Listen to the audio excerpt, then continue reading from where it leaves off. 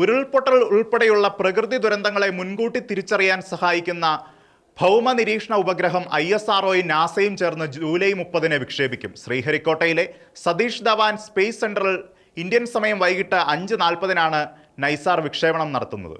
ISROയും നാസയും ചേർന്ന് നൈസാർ ഭൗമ നിരീക്ഷണ ഉപഗ്രഹത്തിന്റെ വിക്ഷേപണത്തിനുള്ള അവസാന തയ്യാറെടുപ്പുകളിലേക്ക്. ഇന്ത്യയുടെ അഭിമാനം വാനോളമുയർത്തി ശ്രീഹരിക്കോട്ടയിലെ സതീഷ് ധവാൻ സ്പേസ് സെന്ററിൽ നിന്നാണ് നൈസാർ കുതിച്ചുയരുക. നൈസാർ ഉപഗ്രഹം ഭൂമിയിൽ നിന്ന് 747 കിലോമീറ്റർ അകലെ വൃത്താകൃതിയിലുള്ള ഭ്രമണപഥത്തിലാണ് നിലയുറപ്പിക്കുക.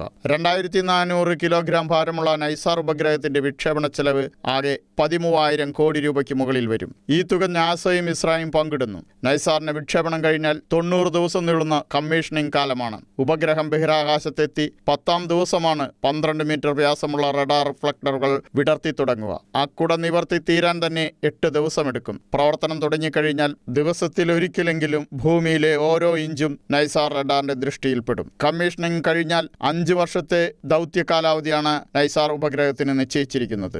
ISRO ഇതുവരെ വിക്ഷേപിച്ചതിൽ വെച്ച് ഏറ്റവും വിലയേറിയ ഉപഗ്രഹം കൂടിയാണ് നൈസാർ. പകൽ രാത്രി വ്യത്യാസമില്ലാതെ ഏത് കാലാവസ്ഥയിലും ഭൂമിയിലെ ഓരോ ഇഞ്ചും അതിസൂക്ഷ്മമായി പകർത്താൻ നൈസാർ സാറ്റലൈറ്റിന് കഴിവുണ്ട്. പ്രകൃതി ദുരന്തങ്ങൾ മുൻകൂട്ടി അറിയാൻ കഴിയും. ഉരുൾപൊട്ടലുകൾ, മണ്ണിടിച്ചിലുകൾ, അഗ്നിപർവ്വത വിസ്ഫോടനങ്ങളും ഭൂകമ്പങ്ങളുമെല്ലാം നൈസാർ റഡാറിന്റെ ദൃഷ്ടിയിൽ പതിയും. കടലിലെ മാറ്റങ്ങളും പുഴയുടെ ഒഴുക്കും തീരശോഷണവും മണ്ണൊലിപ്പും ഒപ്പിയെടുക്കും. കാട്ടുതീയും ഹിമമാനികളുടെ ചലനവും മഞ്ഞുപാളികളുടെ മാറ്റവും കൃഷിഭൂമിയിലെ മണ്ണിന്റെ ഈർപ്പം, വിളകളുടെ വളർച്ച, വനങ്ങളിലെ പച്ചപ്പും എല്ലാം നിരീക്ഷിക്കാൻ നൈസാറിന് ശേഷിയുണ്ട്. മണ്ണിനടിയിലേക്കും വൃക്ഷത്തലപ്പുകൾക്ക് താഴേക്കും കടന്നു ചെന്ന് കൃത്യതയോടെ മികവോടെ വിവരശേഖരണം നടത്താൻ നൈസാറിന് കഴിയും. News desk Shekhina news.